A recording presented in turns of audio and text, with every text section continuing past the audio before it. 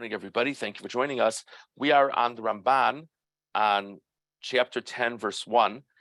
Just to bring everybody back up to speed, it's just a very basic topic, but an interesting one. God tells Moshe when he does the second luchos, the second tablets for Moshe, God says to Moshe, make an aron and we'll put the luchos in this aron. Moshe makes an aron. Okay, this does not seem to be the aron that was built as part of the Mishkan. So, and presumably the luchos, the operational luchos, the second luchos, are supposed to go in that aron in the Mishkan. So the obvious question is, what do they do with the aron that Moshe made that housed the second luchos until the Mishkan was built? So Rashi discusses this, and Rashi mentions this idea that aron that Moshe made was the aron that would go with the Jews to war. And then the Ramban poses an extremely basic question, and that is, what, pray tell, was in the aron that the Jews would take to war? In other words, if the luchos are in the aron in the Mishkan, then what, they would just bring an empty aron around with them? I mean, what's the value? What's the value of that? I see Scott the Gabbai smiling, the idea of the empty aron, but what's the concept of that? So I think what we left off with yesterday was the possibility that the first set of luchos, the broken tablets, were placed in this aron that would go around with them to war. Just an interesting idea. So that's what we're going to pick up with in the Ramban. It is about 15 lines into the Ramban. It's not the first Ramban on Pasuk Aleph, it's the Ramban that begins Vayiyu Sham Kasher Tzivani Hashem, about 15 lines into that Ramban. So he cites this idea that the Shivrei Luchos, the broken Luchos, were in the older Aron, and that's what they would take with them to war. V'chein Ba'agada, and that is cited in the Medrash. Avol Divrei Yachid Hein, but says Ramban, that is not the general consensus among the rabbis of the Medrash. It was taught in the Mishnayos of Shkalim, Tanya, and the Gemara Yerushalmi of Shkalim, Tanya Rabbi Loy Omer, Shnei Aronos Hayu Im Yisrael Bamidbar. Rabbi Yehuda Rabbi Loy said there were two arons, there were two arks for the Jews in the desert. Echad Shayu Shivrei Luchos Nesurim B'Socho, one of them which housed the broken tablets, and one of them that would be in the Mishkan. That's the idea that we were talking about. But the Rabbanan, the general consensus of the rabbis, was not like Rabbi Yehuda Rabbi Loy. For Rabbanan Amri, Aron Echad Haya. The Rabbanan said, what are you talking about? There was only one Aron. Pam Achas Yatsa B'mei Eli V'Nishba. There was one time they took that Aron to war. This is the story we referenced yesterday during times of Eli when they were fighting against the Plishtim. Things were bleak. They brought the Aron from the Mishkan to war, and it got taken by the Plishtim. But the Rabbanan say there was no other Aron that went around in war. This was a very novel thing that the Aron went with them to war. V'das Rabbeinu b'chol makom b'Talmud eino kain. Luchos v'shivrei luchos munachin ba'aron. This is part of what I was referencing yesterday. My mother asked the question at the end yesterday.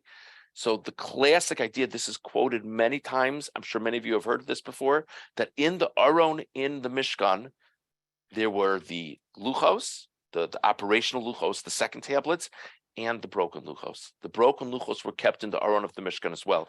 Just as an aside, there's a famous idea that many people quote, and unfortunately it's a very relevant one in our times. We know there's an idea that we're supposed to honor Torah scholars. And we know there's even an idea that a Torah scholar is like a living Torah. I'm sure you've heard of before different quotes like that. And so the question is, let's say someone was a distinguished Torah scholar. When we talk about a Torah scholar, we don't only mean someone who knows a lot, but we mean they conduct themselves in a certain elevated fashion. And let's say their mind is not what it used to be. So do they still have this unique status of honor? So many people quote this idea, and they say that the broken tablets still go in the aron with the operational tablets, because what it speaks to is, even though the tablets are broken, and even though they're clearly not the tablets anymore, but there was a sanctity there, and we still honor that sanctity. And so therefore, if there was a person who was felt to be very much worthy of honor, and then through no fault of their own, they just their faculties are not what they used to be. That's like honoring the broken luchos. It's an interesting thing to think about. Va'od, ana yamud ha'aron hazeh im luchos harishonos kol yemei hamidbar. Ki b'mishkan bebeis kodshei hakadoshim la'achar paroches ein sham shnei aronos. The Ramban has an extremely practical question.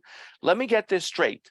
So there was a second Aron, and by the way, again, not like the view we were just saying. There was another Aron, and that Aron held the first luchos. Where was that Aron kept? Were there when you would walk in? Would there be like two Arons, one next to another? Shlomo lo hichnis b'mikdash l'veis kodshei hakadoshim ela Aron echad. We don't see record of Shlomo bringing in more than one Aron into the temple. Aval ha'aron hazeh shel Moshe kishenasa arono shel Betzalel ginazuhu kidin tashmishe kedusha. Says the Ramban. Here's what I think happened. I think that Moshe's Aron was the operational Aron for the second luchos until the Mishkan was built. And once the Mishkan was built, and part of that was the building of a new Aron, a special Aron, that became the Aron of the Mishkan became the operational Aron. And Moshe's Aron was buried, like you would do for any sacred item that is no longer functional for whatever reason it may be. So there was not a purpose for Moshe. There was not a use for Moshe's Aron after the Aron of the Mishkan was developed. V'zeu hanachan al das Rabboseinu kaderech hapshat yitochin ki v'asisa l'charon eitz yirmos la'aron sha'asa Betzalel. V'zeh ki b'tchila nitztava Moshe al Mishkan v'chela v'yis ha-mitzvah rishona sham v'asu aron etzei shitim ki u'ikar hakavana b'chol ha-Mishkan lios Hashem Yoshev hakruvim. So he gets into another point, which we're going to hold off on the other point, but this is a very interesting dispute just to think about. Were there two Arons in use? Rashi says one thing, the Ramban clearly is disagreeing. Okay, let's go on now to verse 17.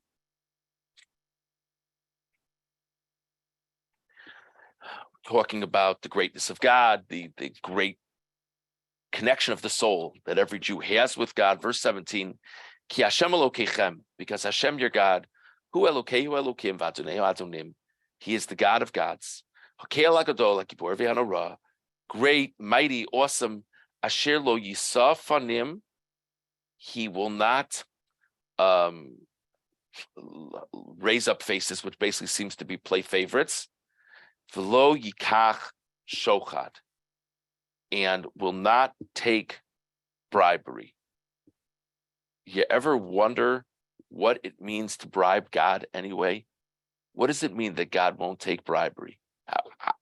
If I wanted to, how could I bribe God? He could decide whether or not to accept it. But how could I bribe God? So let's start with Rashi. It's the third Rashi on Pasuk Yud Zayin. V'lo yikach shochad l'faiso b'mamon.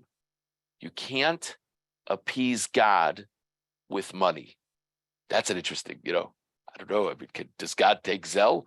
Like, how does it work exactly? What do you mean appease God with money? So it's interesting. The Sifsei Chachamim brings down a Re'aim who says that what Rashi means is you can't bribe God with mitzvos.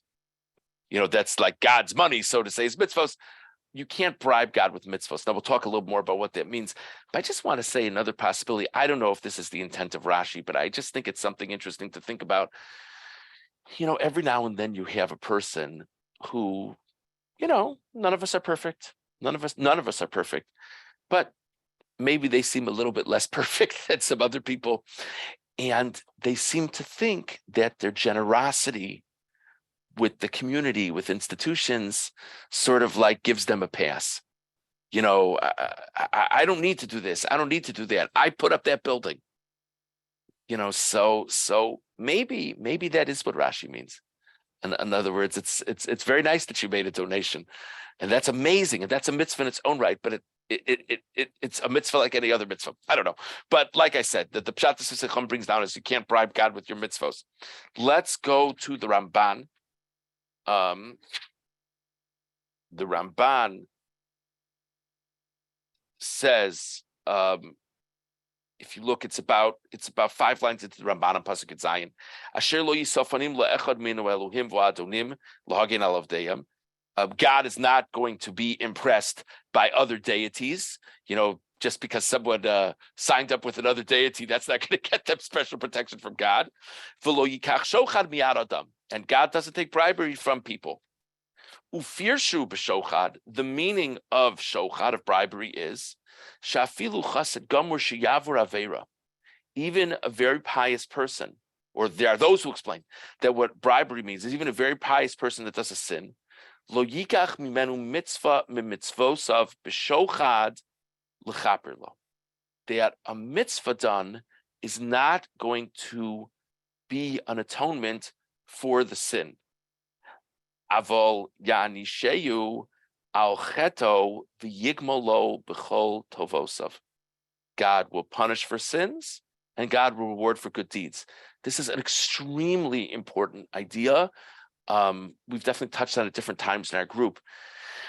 We don't know what values God gives for mitzvos and averos, and it's probably different for every person based on the person's circumstances. But just for the sake of this example, let's say a person is scoring 172 in mitzvah points for the day. Forgive the strange, but just to think about it for a second. 172 in mitzvah points. They're doing great. They're doing amazing. And then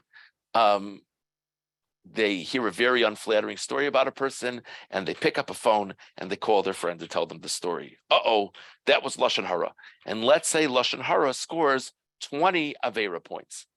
Again, it's far more sophisticated than all this. Question: what is the person's score now? Does the person now have 152 mitzvah points? In other words, do we deduct the demerits from the merits, and so I just have less merits? Or is it no? You have 172 mitzvah points, and God is going to reward you in all kinds of ways, this world, the next world, whatever, and you have 20 other points that God is going to, you need atonement for them. In this world, the next world, tshuva, however you deal with it. Says the Ramban, this is how some understand what it means that God doesn't take bribery. In other words, you can't use mitzvos to forget averos. And this is very relevant on 2 levels. First of all, we're not that far away from Rosh Hashanah. I'm getting stressed out already, but we're not that far away from Rosh Hashanah. But so what? Let's say a person says, you know what? I'm a pretty good Jew. Not perfect, but I do more mitzvahs than averos. I'm not going to patchki around with tshuva. I'm just going to let my mitzvahs, cover the averos. Doesn't work that way.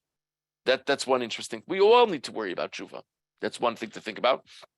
The other thing is, this basic idea is instrumental in helping people understand how bad things can happen to good people. Not that we totally get it. We, of course, don't totally get it, but everybody sins. I mean, the Gemara has a few exceptions to that, but everybody sins. So if I recognize that everybody sins, and I recognize that every sin needs some form of retribution, and I recognize that this person is a great, great person, and God doesn't want to hold their punishment for the next world, doesn't mean that I understand what's going on, but at least there's a path forward to understanding it. So just something to think about. We'll probably go a little bit further with this tomorrow, God willing. So today we discussed further this issue of the Ramban regarding what happened with the other Aron. And we also discussed this question with Rashi and the Ramban. What does it mean that God doesn't accept bribery? If he would accept bribery, what would it look like?